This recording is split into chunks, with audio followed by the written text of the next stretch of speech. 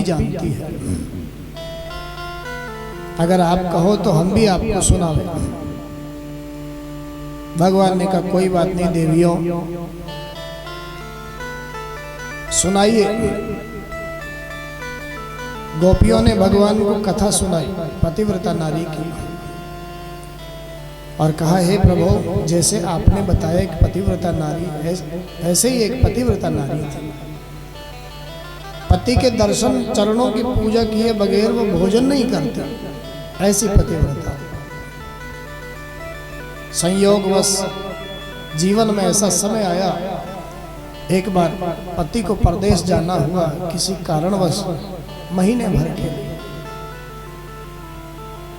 पतिदेव ने कहा देवी जरूरी है इसलिए जाना ही होगा। पतिव्रता ने कहा लेकिन मेरा क्या होगा, मैं किसके दर्शन करूंगी, किसके चरणों की पूजा करूंगी। पतिदेव ने कहा कोई बात नहीं देवी, मैं इसकी भी व्यवस्था करूंगा। मेरी मिट्टी की मूर्ति बना करके तो मैं दे जाऊंगा।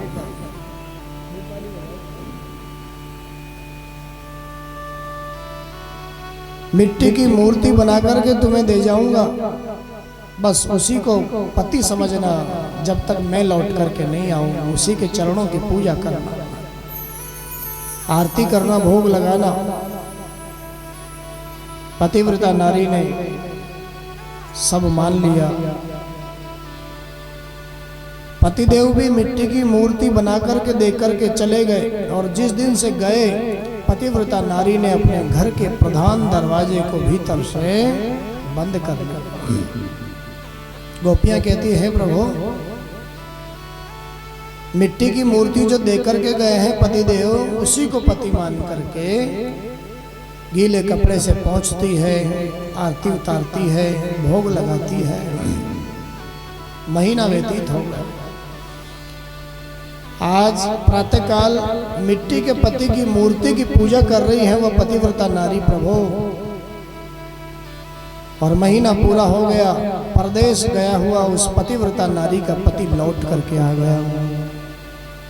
दरवाजा खटखटा रहा है बाहर, दरवाजा खोलो, दरवाजा खोलो। हे प्रभु, हम आपसे ही पूछना चाहती हैं उस पतिव्रता नारी को क्या करना चाहिए। अपने पति के लिए दरवाजा खोलना चाहिए जाकर के, या फिर अपने पति की पूजा करते रहना चाहिए।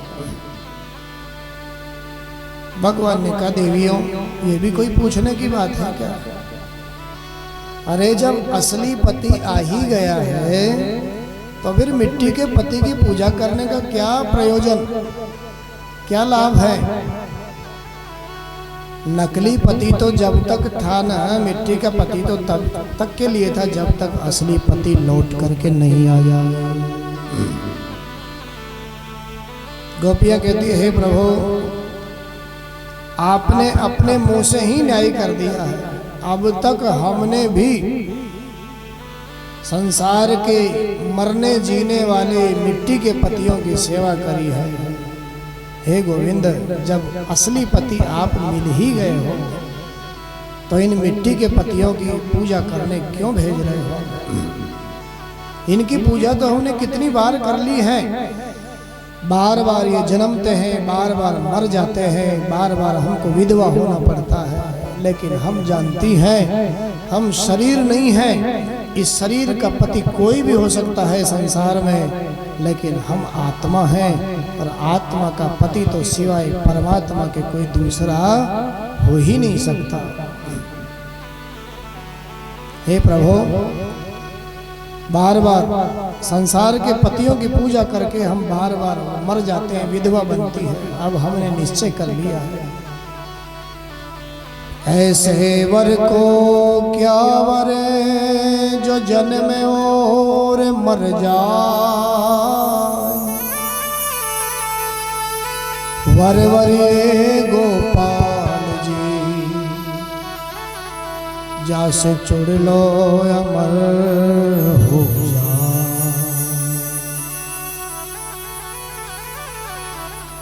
अब तो हमने निश्चय कर लिया है, अब हम विधवा नहीं होना चाहती है। मिट्टी के शरीर, हमारे मिट्टी के शरीर के पति संसार में कोई भी हो सकते हैं, लेकिन हम जानती हैं हम आत्मा है, आत्मा का पति परमात्मा के सिवा कोई दूसरा नहीं हो सकता। हे प्रभु, सब कुछ को छोड़ दिया है, फिर भी आप हमें संसार का लोभ दे करके संसार में भेज रहे हैं। मेरे परमात्मा ने निर्मल भाव देखा, रास करने के लिए तैयार हो गए। कामदेव आया इसी समय,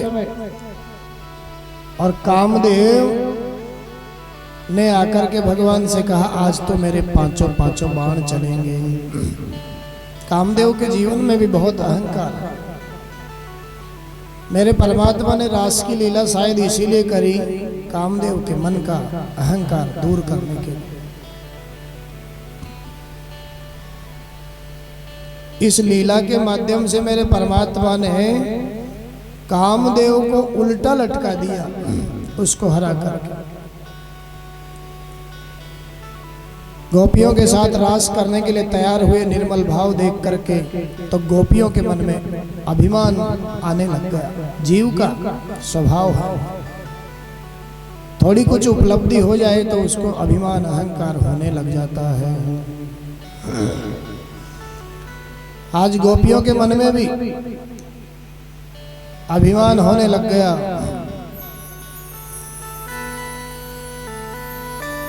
ओहो, हम सुंदर ज्यादा हैं शायद, परमात्मा इसीलिए हमारे साथ रास करने के लिए तैयार है। देह के प्रति अहंकार हो गया। मेरे परमात्मा ने किशोरी राधा जी को साथ में लिया और सबको वहीं छोड़ दिया, क्योंकि जहां अहंकार है वहां परमात्मा नहीं है। अभिमान परमात्मा को पसंद नहीं है। अभिमान करना ही है तो ऐसा अभिमान करिए, अस अभिमान जाहि जन भोरे, मैं सेवक रघुपति पति मोरे। किशोरी राधा जी को भी कुछ दूर जाने के बाद में फिर मान होने लग गया, बार बार रूठने लग गई प्रियतम के प्रति। मेरे परमात्मा ने मन में सोचा, ओहो, गोपियों को अहंकार अभिमान हुआ, इनको मान हो रहा। राधा जी कहती हैं, आप हमको कहाँ लेकर के जा रहे हैं, अब हमसे चला नहीं जाता है। भगवान बार बार मना रहे हैं, आपसे चला नहीं जाता है। कोई बात नहीं है, आप हमारे कंधे पर बैठ जाइए। राधा जी जो ही कंधे पर बैठने के लिए तैयार हुई, मेरे परमात्मा वहां से भी अंतर ध्यान हो गए। गोपियां ढूंढते ढूंढते आई इधर, किशोरी राधा जी को देखा, आपको भी छोड़ दिया परमात्मा। किशोरी राधा जी कहती है, हे देवियों, जो कदाचित आपके जीवन में जो चीज आई वही मेरे जीवन में भी आ गई, इसलिए परमात्मा ने मुझे भी छोड़ दिया। कृष्ण के विरह में गोपियों की ऐसी दशा हो गई,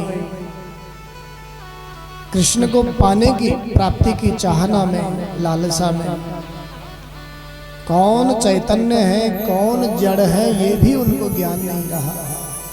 कौ जड़ कौ चैतन्य न कछु जाने विरही जन। कभी तुलसी से पूछती है, कभी धरती से पूछती है, कभी पीपल से पूछती है, कभी यमुना से पूछती है। यमुना तुम ही बता दो वो छलिया कहाँ गए। जब कृष्ण की याद करते करते करते करते कृष्ण तो नहीं मिले, लेकिन चिंतन करते करते करते करते अपने आप में ही ऐसा लगने लग गया, ओहो मैं ही कृष्ण हूँ, मैं ही कृष्ण हूँ।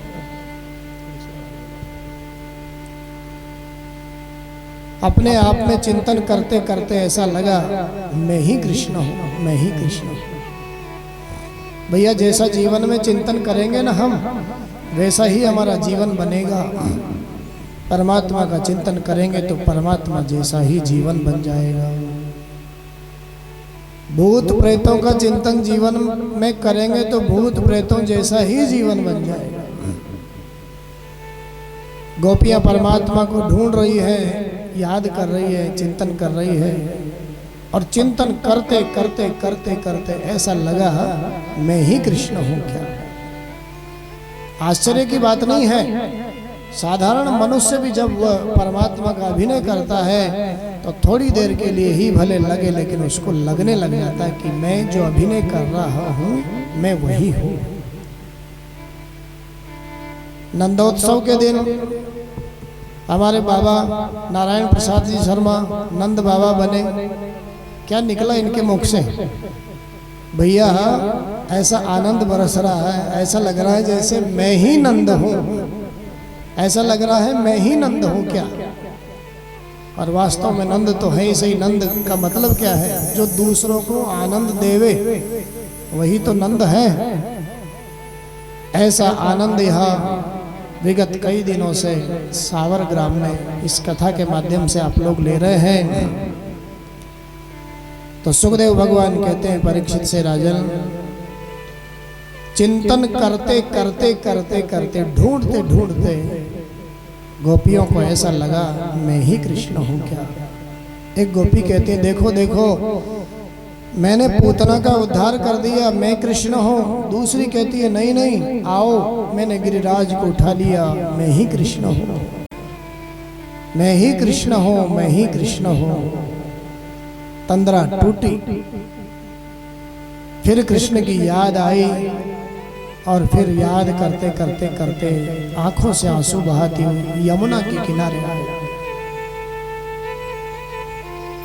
यमुना किनारे आकर के रोते रोते जो अहंकार अभिमान मान था वो सारा का सारा बह गया आंसुओं के साथ। और यमुना किनारे आकर के एक गीत गाया रोते रोते, जिस गीत का नाम गोपी गीत। बहुत सुंदर भाव भागवत में गोपी गीत का है। यमुना के किनारे क्यों आई? संतों ने कहा भैया यमुना भक्ति का प्रतीक है, और परमात्मा को प्राप्त करना है जीवन में तो यमुना रूपी भक्ति का आसरा लेना ही होगा। इसलिए भक्ति रूपी यमुना का आसरा लिया, और यहाँ रोते रोते रोते गोपी गीत गाया। 19 श्लोक में है गोपी गीत, संस्कृत में है पूरा। एक आध श्लोक हम भी इस कथा के मध्य में गुनगुनावे गोपी गीत के। सुंदर भाव है। आइए बोलिए भक्तवत्सल भगवान की जय। जयति देदिकं जन्मना ब्रज श्रयत इंदिरा सत्वसत्र।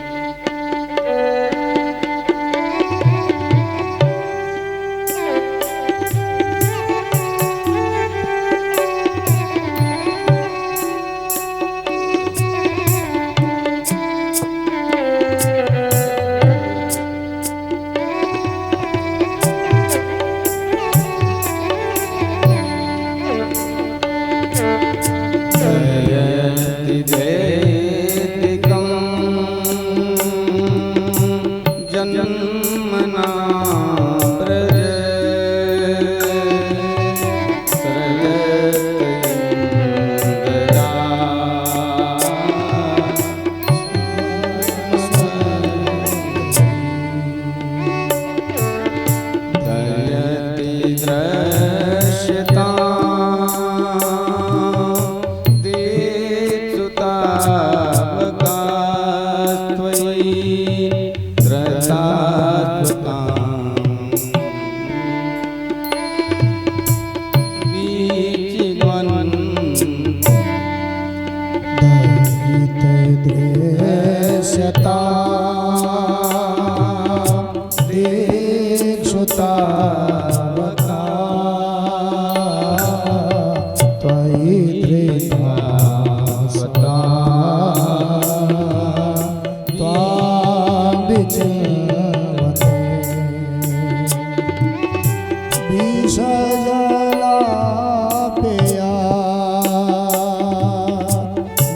बाल राक्षसा वरस मारुता वैद्युता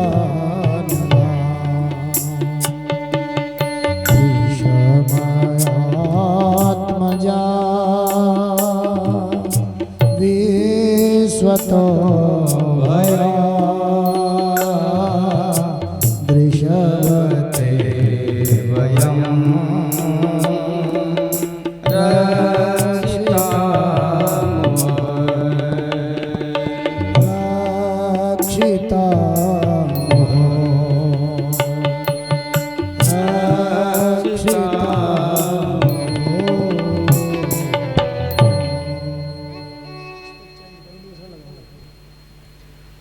बहुत सुंदर गोपी गीत भाव से गाया है गोपियों ने और कहा है प्रभु वैसे इस ब्रजमंडल में कोई साधन सुविधा नहीं है, सुख सुविधा का साधन नहीं है।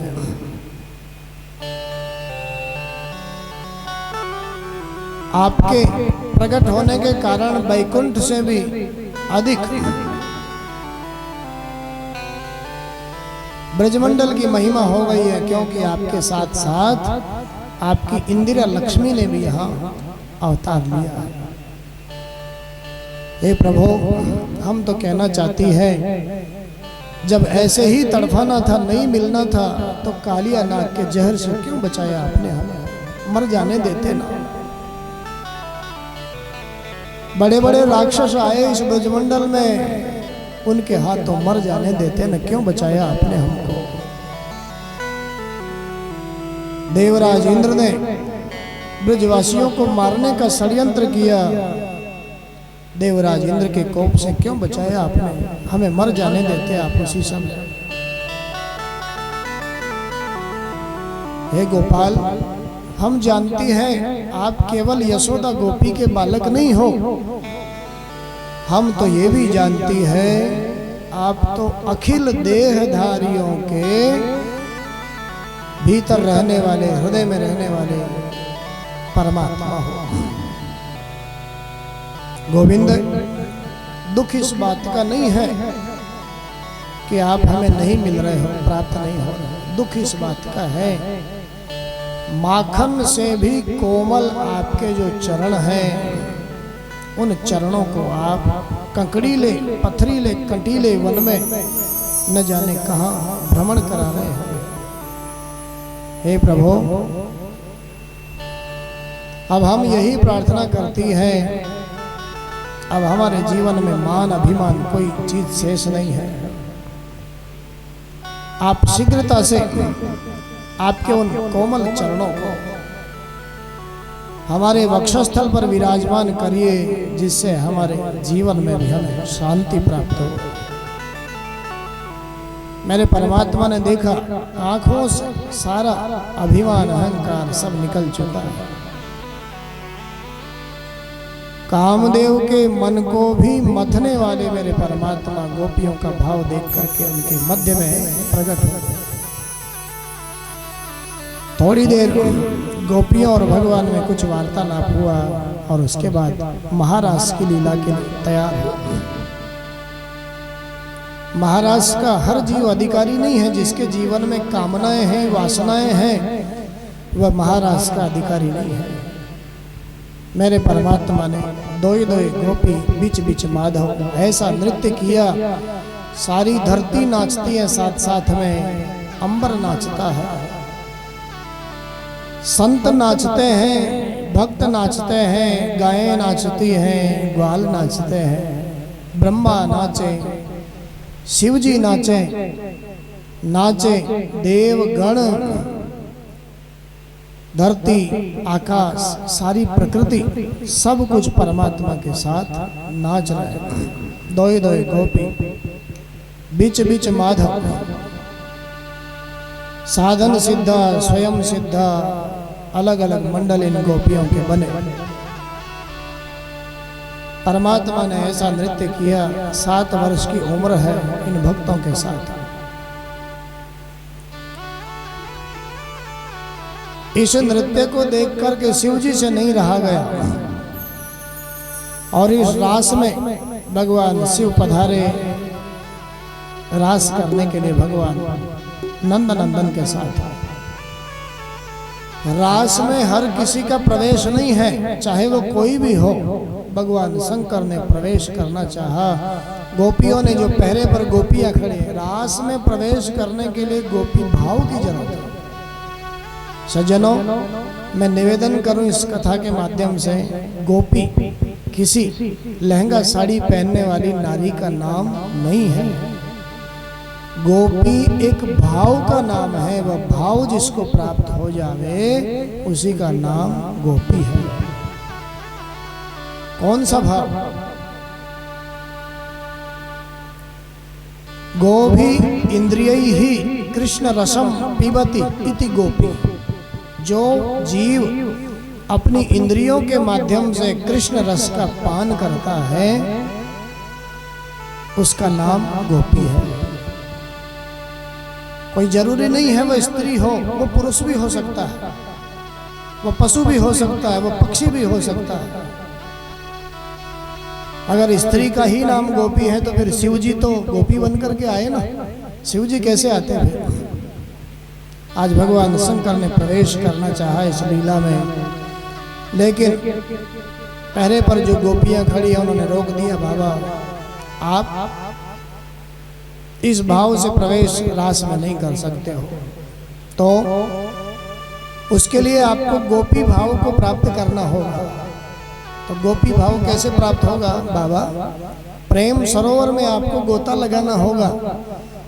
भोले बाबा ने गोपियों का सानिध्य पाकर के, भक्तों का सानिध्य पाकर के प्रेम सरोवर में गोता लगाया और जब निकले तो अपने आप को गोपी भाव में परिणत होते हुए देखा।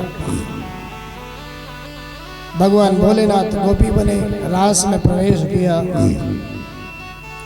अब तो मेरे परमात्मा इन भक्तों के साथ नृत्य कर रहे हैं। भोले बाबा भी आए। बड़ा सुंदर भाव संतों का। रास में प्रवेश करके वह भी भगवान के साथ में नृत्य कर रहे हैं। बोलिए भक्तवत्सल भगवान की जय। भोले बन जाओ, भोले बन जाओ गोरे घुंघटा निकाल के।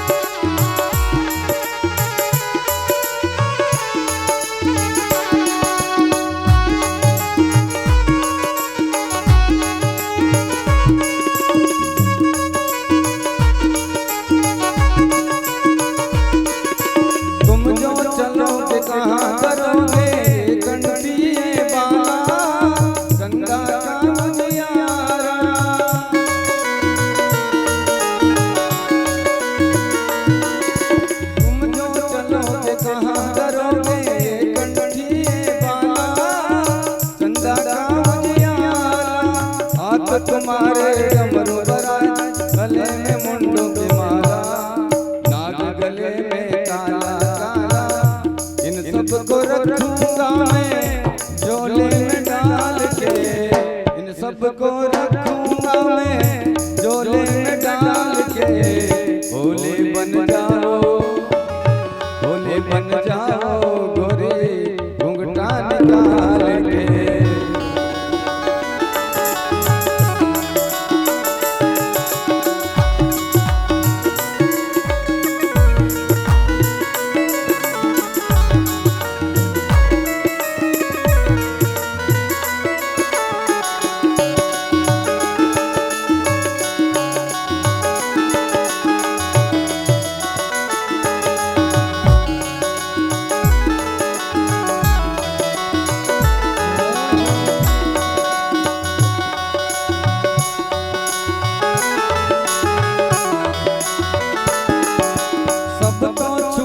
कहाँ छुपेगा ये गंगा का पानी, ये गंगा का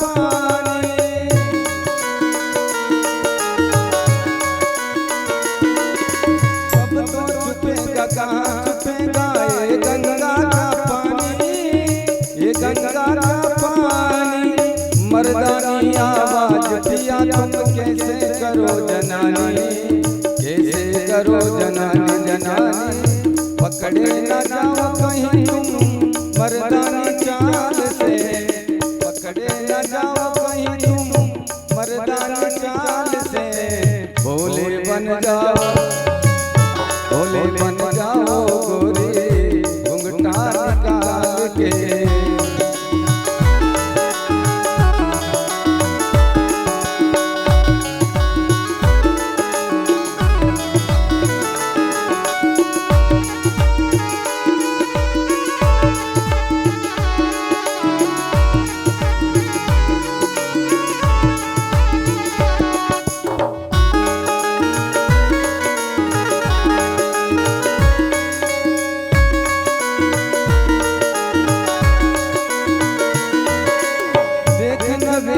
गोपी को यूं कहने लगे कन्हई, कहने लगे कन्हई,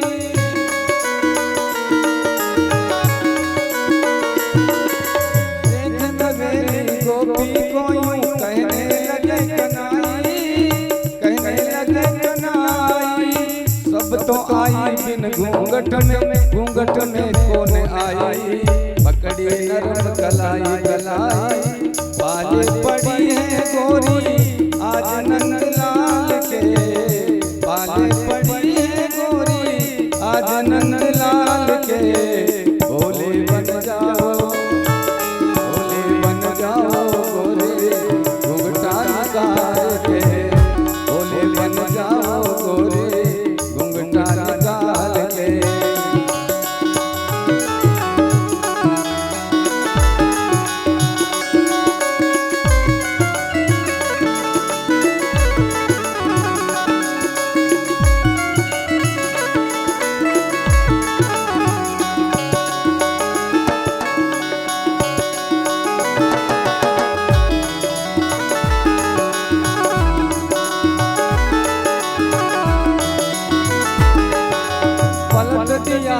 पटना टिकट ने बोले मुस्काए, बोले मुस्काए,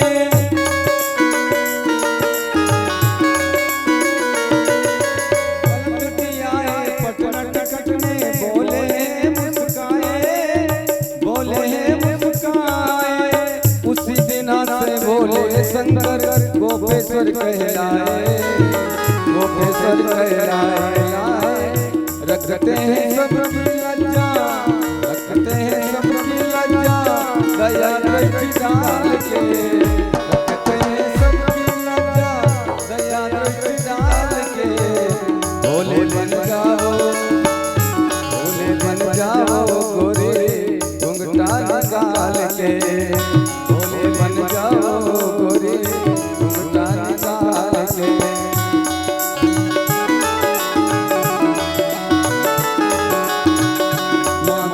शंकर अपने चुनरिया डाल के, माथे पे शंकर अपने चुनरिया डाल के, भोले बन जाओ गोरी घुंघटा निकाल के, भोले बन जाओ गोरी घुंघटा निकाल के, भोले बन जाओ गोरी घुंघटा निकाल के।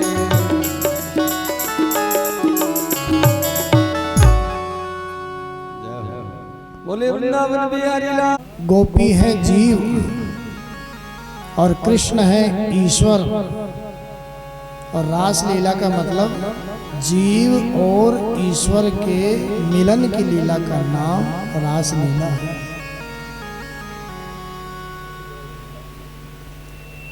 ये कोई काम लीला नहीं है, जीव और ईश्वर के मिलन की लीला है।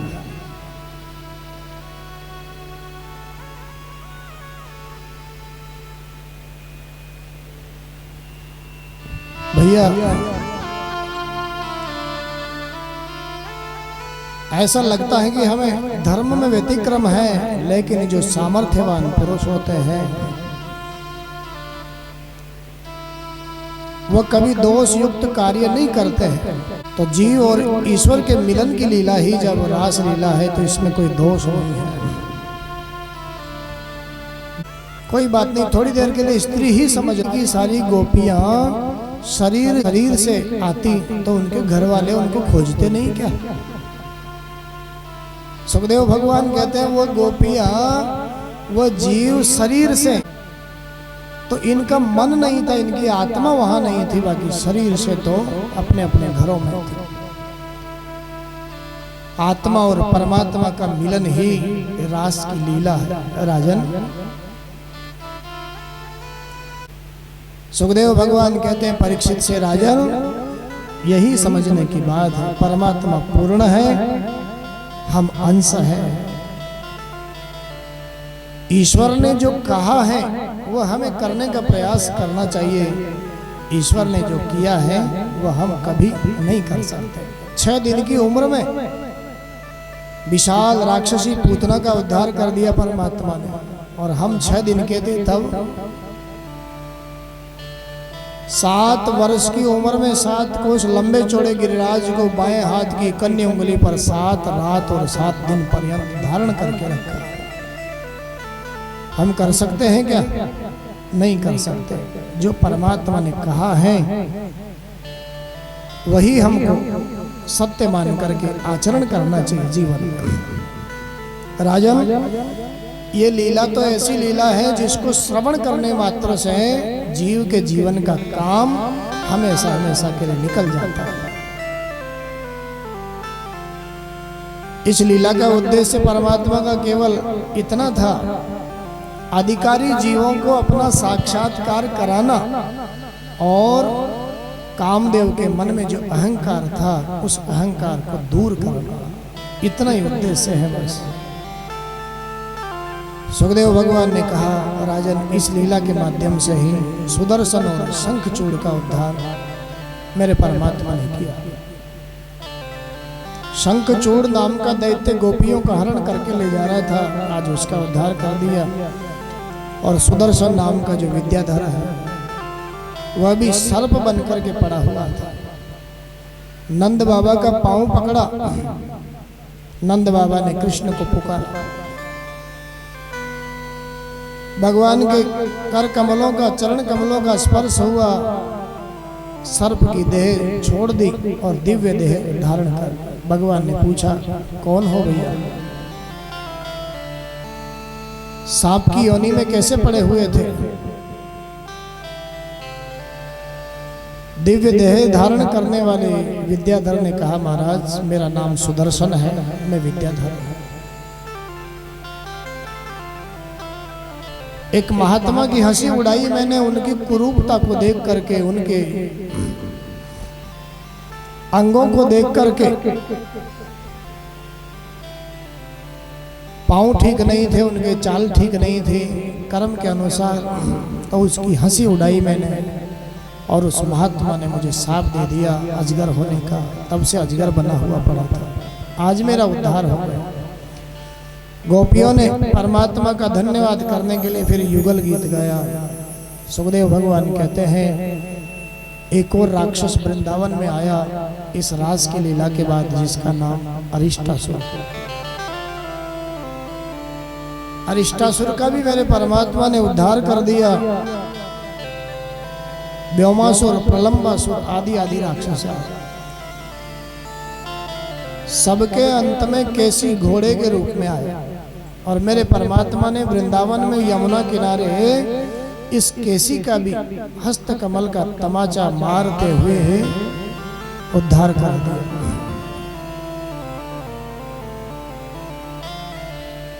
परमात्मा कृष्ण की उम्र आज लगभग 11 वर्ष और 2 महीने के आसपास।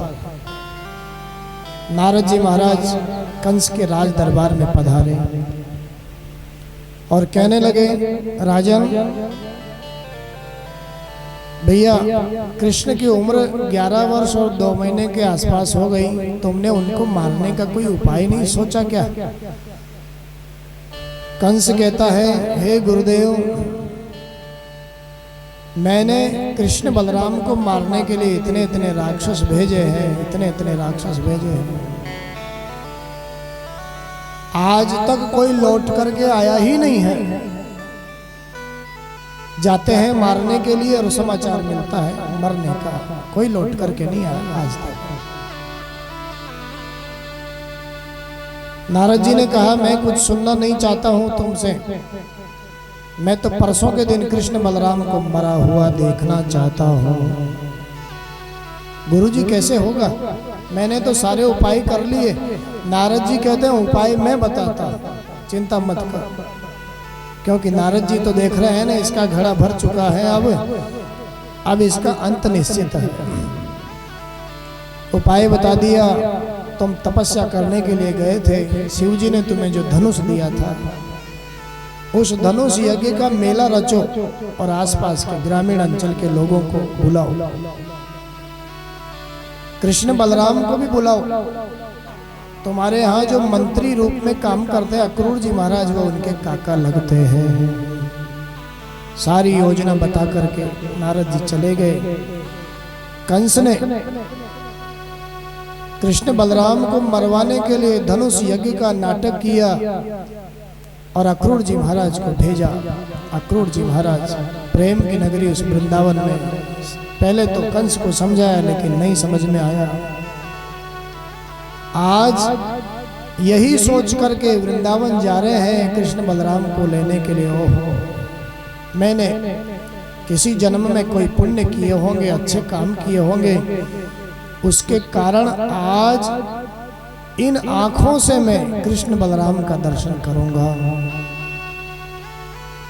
सुबह से शाम हो गई, सोचते सोचते विचार करते करते सायंकालीन समय में कृष्ण बलराम का दर्शन गौचारण से लौटते समय हुआ। कृष्ण बलराम ने अक्रूर जी को समझा दिया, काका जी हम सब जानते हैं आप क्यों आए हैं, कंस ने हमें क्यों बुलवाया है, लेकिन यहाँ ब्रजमंडल में इस प्रेम की भूमि वृंदावन में ये बात आप किसी से मत कहना। अगर आप कहोगे तो फिर यहाँ कोई हमें मथुरा जाने नहीं देगा। नंद यशोदा ने अक्रूर जी महाराज का स्वागत किया। ने मेरे गोपाल को उम्र तो 11 वर्ष की है लेकिन देखने में 18-20 वर्ष का मालूम पड़ता है। मथुरा में विराज रहे मेरे परमात्मा आजकल कंस को उद्धार करने के बाद में, आइए इनको मथुरा विराजने दीजिए, मथुरा के भक्तों को आनंद देने दीजिए। विश्राम का समय हो चुका है, थोड़ी देर का विश्राम करें और फिर विश्राम के बाद 2 बजे के बाद पावन कथा श्रवण करें। बोलिए भक्तवत्सल भगवान की जय हो।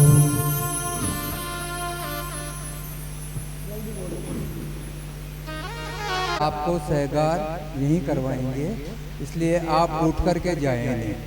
जिनको भोजन करना है वे अंदर पधार जाए। अंदर केवल भोजन करने वाले पधारें और बाकी के सब यहीं विराजें।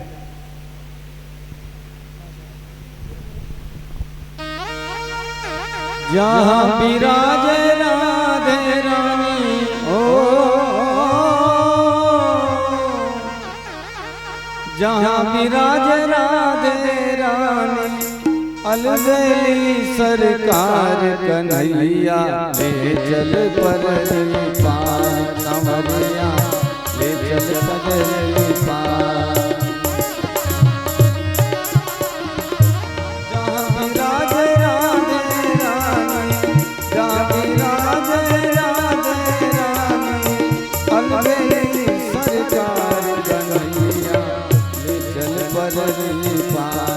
कन्हैया चल परली पार।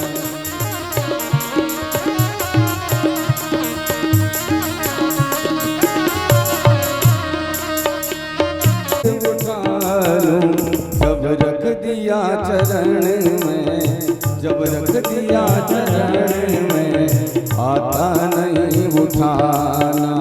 जब रख दिया चरण में, आता नहीं उठाना।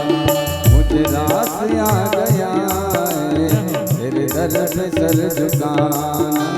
मुझे रास आ गया तेरे दर पे सर झुकाना। मुझे रास आ गया है तेरे दर पे सर झुकाना। मुझे रास आ गया है तेरे दर पे सर झुकाना। तुझे मिल गया पुजारी, मुझे मिल गया ठिकाना। मुझे मिल गया पुजारी, मुझे मिल गया ठिकाना। मुझे रास आ गया है तेरे दर पे सर झुकाना। मुझे रास आ गया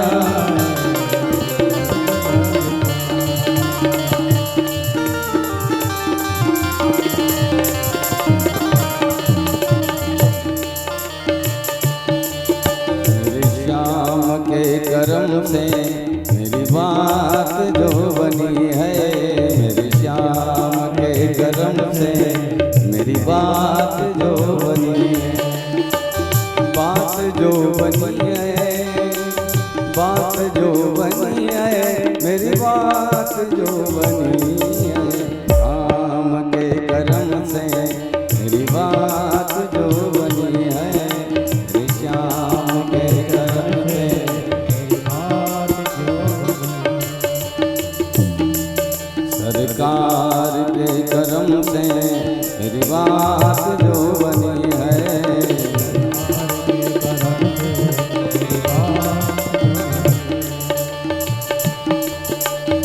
मैं आ तो गया हूँ मगर जानता हूँ तेरे दर पे आने के काबिल नहीं हूँ। तेरे दर पे आने के काबिल नहीं हूँ। तेरी मेहरबानियों का है बोझ इतना कि सर भी झुकाने के काबिल नहीं हूँ। सरकार के करम से मेरी बात जो बनी है। शाम के करम से मेरी बात जो बनी है। मेरी बात जो बनी है, मेरी बात जो बनी। बोले वृंदावन लाल की जय।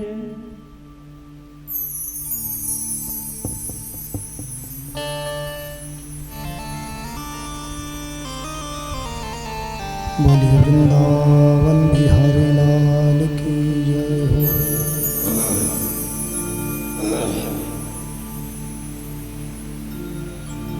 कृष्णाय वासुदेवाय हरये परमात्मने प्रणतक्लेशनाशाय गोविन्दाय नमो नमः।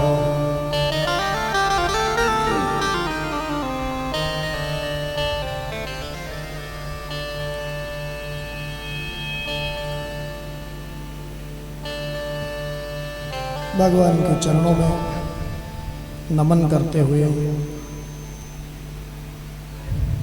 आइए हम सब लोग कथा गंगा में प्रवेश करें स्नान करने के लिए।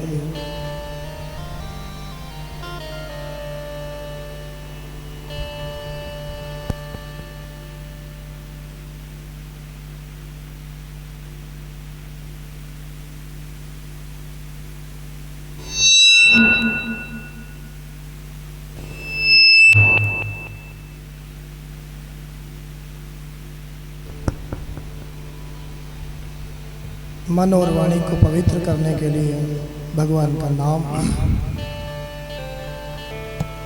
सब लोग लें। हरे राम राम राम हरे हरे।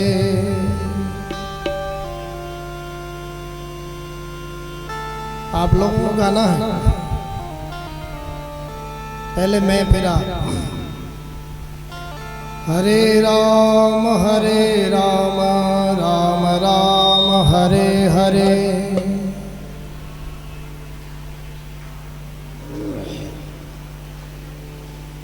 हरे कृष्णा कृष्णा कृष्णा हरे हरे।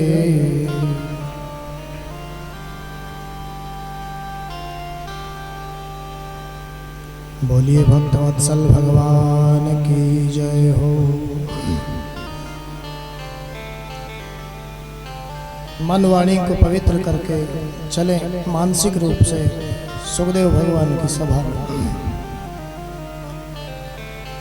विश्राम से पूर्व हम सभी लोगों ने परमात्मा कृष्ण की जो वृंदावन की लीला है, उन सब लीलाओं को आनंद से श्रवण किया।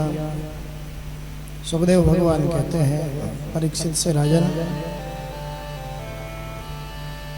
कंस का उद्धार मेरे परमात्मा ने किया और कंस का उद्धार करके उग्रसेन महाराज को राजगद्दी पर अभिषिक्त किया। उग्रसेन महाराज कहते हैं, लाला, मैं तो बूढ़ा हो चुका हूं भैया, अब इस गद्दी पर तुम ही विराजो। भगवान कहते हैं, हे नाना जी, वैसे तो इस गद्दी पर आपका ही अधिकार है, इसलिए आप ही विराजो। मैं तो वैसे भी नहीं बैठ सकता, क्योंकि हमारे पूर्वज ययाति महाराज ने हम लोगों को शाप दे रखा है, हम किसी गद्दी पर नहीं बैठ सकते। कोई स्वतंत्र गद्दी जब निर्मित होगी, उस गद्दी के ही हम राजा बनेंगे। माता पिता के बंधन खोले, और यहाँ भागवत में स्पष्ट रूप से वर्णन है, मातरम पितरम चैव मोचयित्वाथ बंधना कृष्ण रामो ववन्दाते शिरसा स्पृश्य पादयोः। बंधन खोले माता पिता के, और माता पिता के चरणों में मेरे परमात्मा ने सिर झुका करके, सिर रख करके प्रणाम किया। भगवान शायद दुनिया के लोगों को समझाना चाहते हैं, भैया मैं भगवान होते हुए भी अपने माता पिता को सिर रख करके उनके चरणों में प्रणाम करता हूँ। देवकी और वसुदेव ने तो पहले से जान रखे हैं, पहले से जान चुके हैं कि ये तो जगदीश्वर है, केवल और केवल लीला के लिए हमारे बेटे बनकर के आए। वैसे तो ये जगदीश्वर है, क्योंकि वसुदेव देवकी जानते हैं इस बात को।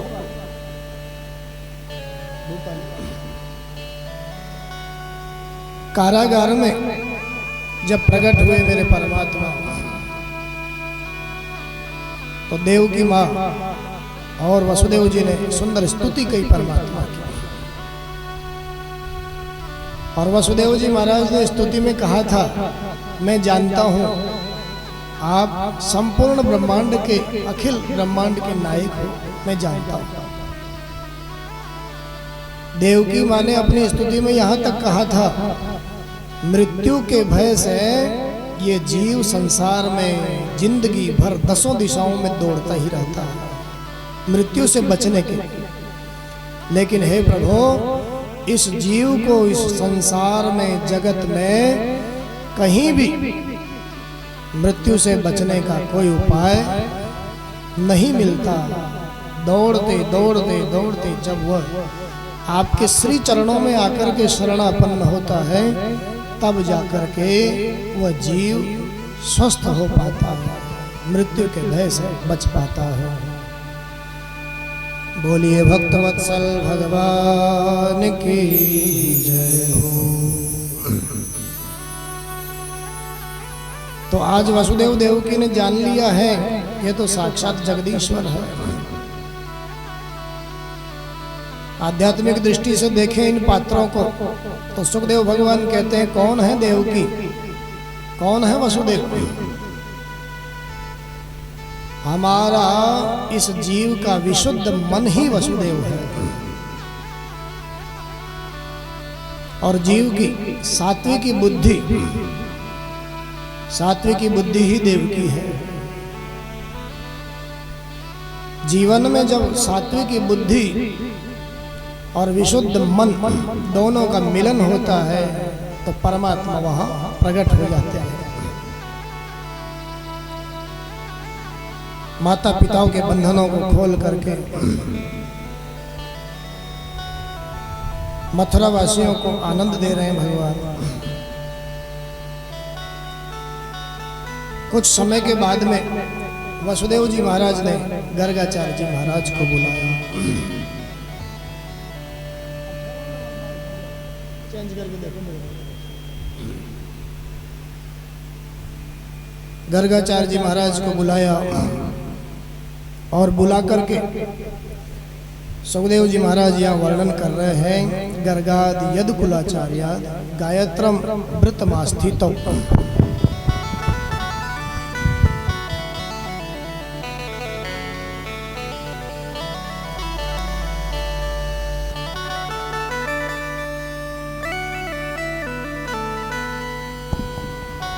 गायत्री व्रत की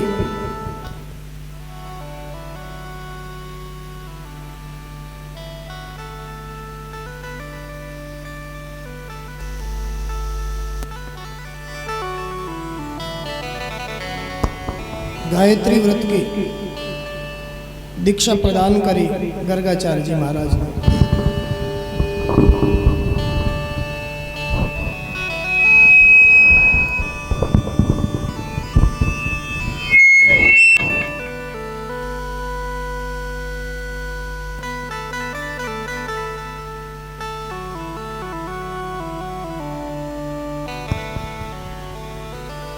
ततश्च लब्ध संस्कारो द्विजत्वं प्राप्य सुव्रतौ गर्गाद यद कुलाचार्याद गायत्रम व्रतमास्थितौ।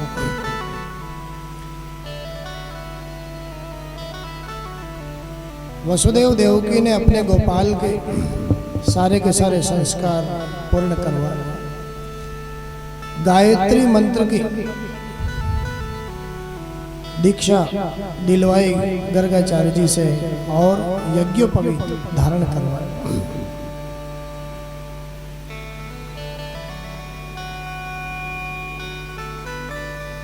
कुछ समय मथुरा में विराजे मेरे परमात्मा और फिर यज्ञोपवीत जनेऊ संस्कार होने के बाद में फिर गुरुकुल में पधारे। उज्जैनी नगरी में सांदीपन गुरुजी के आश्रम में कृष्ण बलराम पढ़ने के लिए आए।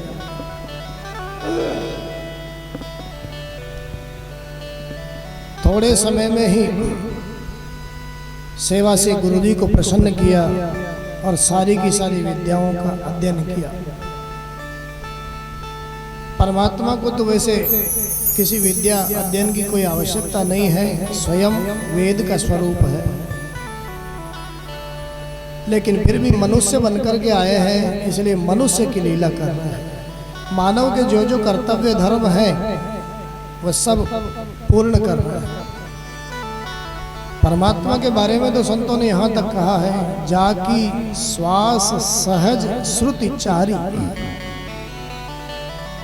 सो हरि पड़े ये कौतुक भारी। जिस परमात्मा की सहज श्वास चारों वेद है, वो परमात्मा उसको पढ़ने की कहाँ आवश्यकता है, लेकिन फिर भी गुरुजी का मान बढ़ाने के लिए मानव बनकर के आए हैं, मनुष्य के कर्तव्य कर रहे हैं, लीला कर रहे हैं। सेवा से प्रसन्न किया और अल्प काल में ही सारी विद्याओं को ग्रहण कर लिया। गुरु ग्रह पढ़न गयो यदुराई अल्प काल विद्या सब थोड़े समय में ही सारी की सारी विद्याओं को ग्रहण किया।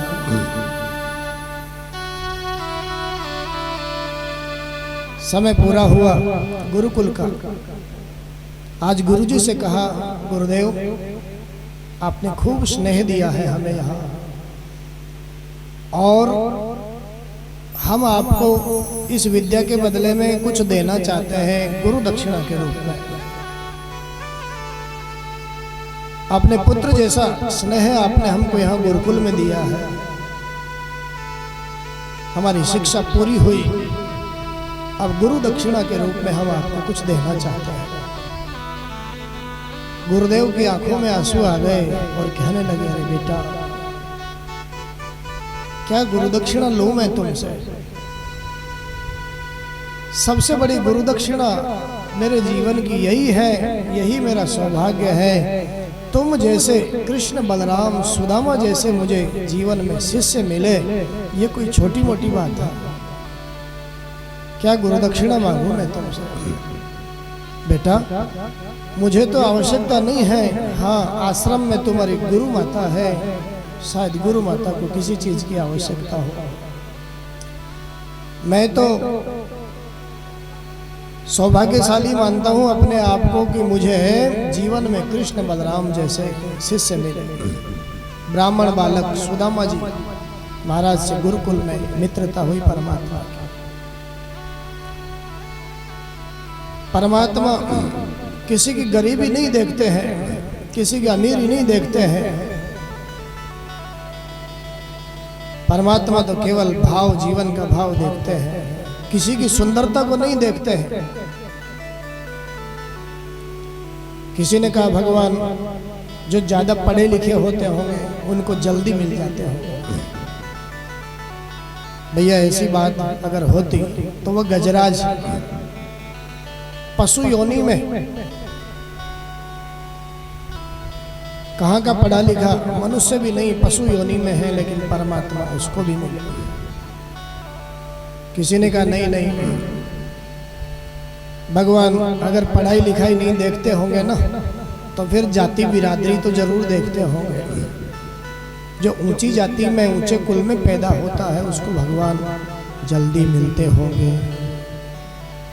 सुखदेव भगवान कह रहे हैं भैया ऐसी बात नहीं है। अगर ऐसी बात होती तो विदुर जी महाराज दासी के बेटे, भगवान कोई जाति बिरादरी नहीं देखते, दासी के बेटे विदुर जी महाराज, उनको भगवान मिले। किसी ने कहा नहीं नहीं, ये सब नहीं देखते होंगे तो भगवान सुंदरता देखते होंगे। जो सुंदर होता होगा भगवान उनको जल्दी मिल जाते होंगे। सुखदेव भगवान कहते हैं भैया ऐसी भी बात नहीं है। अगर ऐसी बात होती तो कुब्जा कौन सी सुंदर थी? कुरूपा थी, 3 जगह से टेढ़ी मेढ़ी कुरूपा त्रिवक्रा, मेरे परमात्मा उसको भी प्राप्त हुआ।